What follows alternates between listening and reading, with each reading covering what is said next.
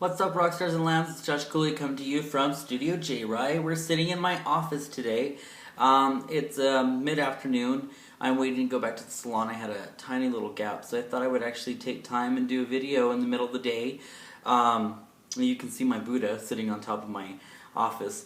The office is actually really kind of funny because I don't use it as much. It'll be used a lot more now that we're opening Rockstars and Lambs, but I'm super excited.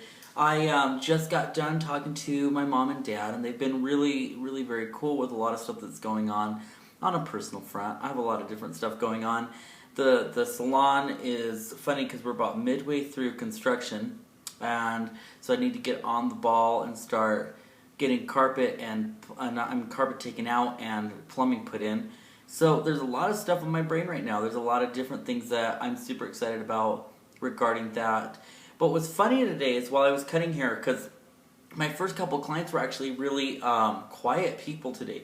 And when you guys are quiet, it gives me time to think while I'm doing your cuts or doing your colors. And I was laughing because I was like, wow, you're kind of quiet today to one of my guests. I was going to say the same thing. I don't think I was super quiet.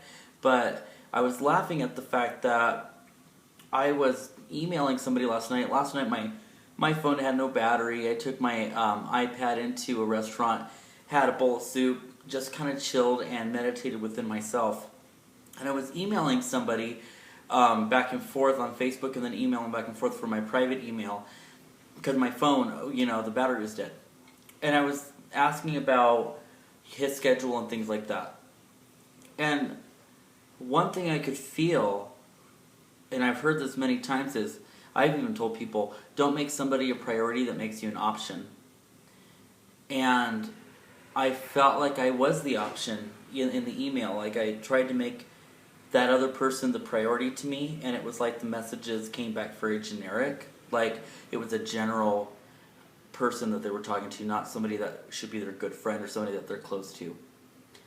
And I could slowly, instead of being sad about it, I could, over the time of emailing and then getting back into like being on Twitter with you guys and interacting while I was sitting there and thinking about the car and the game plan for the rest of the salon, I could feel my priority of him, of the other person, just totally go down. That there wasn't a need. That there wasn't a need for anybody, particularly that's not my family, to be 100% on my side. My clients are always on my side. My parents have been really, really very cool, very supportive. They stepped up to the plate. But what my point of this whole video is I could feel myself, and this might be a little too spiritual for some of you, I could feel my love that I once had leaving my body. Not leaving my body towards this person, but leaving it as it is. Not to invest any more of myself into the relationships outside of my work than what they are right now. Meaning, I don't want anything deeper on a personal level. I've often said I would never be in a relationship and lusted at the thought of being in a relationship with anyone that would be interested or that would come my way, and I don't feel like the time is now on a personal level, and I could feel it for once yesterday. I liked sitting at that bar by myself and having one cocktail and eating by my lonesome. Would I have liked some company? Yeah. Would I have liked a romantic partner? Not so much. And I could feel all these emotions in that email. It was in the way the email was presented, because as this email came in, there was an email from a major company that I've been doing consulting work for, and there was an email from a couple prospective clients that I was answering at the same time.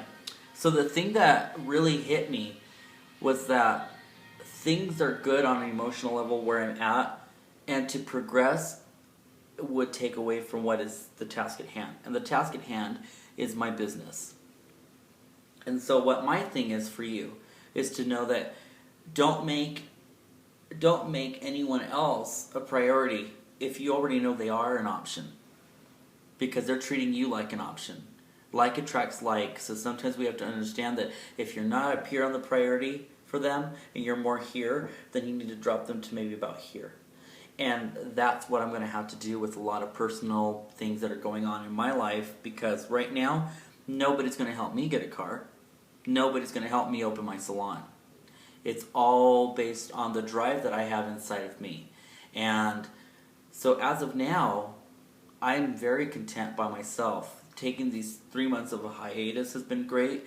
Taking the time to say that Cooley is the new Garbo and declaring myself it's okay to go out. You know, sometimes I've gone out and had some really cool nights where I've run into acquaintances and I've hung out with them all night. And it's refreshing. I don't ever want to be someone's burden like, oh, I have to hang out with poor lonely Josh. And sometimes I feel like that's what it is with a few of my friends. And then yesterday it just came full circle. The first people that were around me and that answered my beck and call were my parents.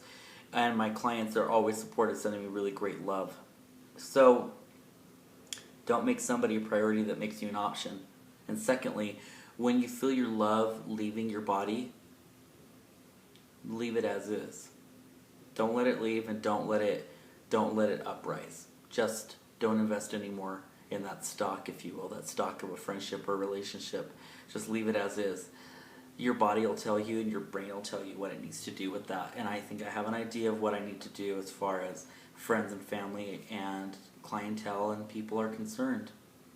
And I can feel it. I can feel the weights on, not on my shoulders because I don't actually have any stress right now. I can feel the weight in priority. Right now it's about me. And if somebody can't understand that, then they're not meant to be. Have a good day.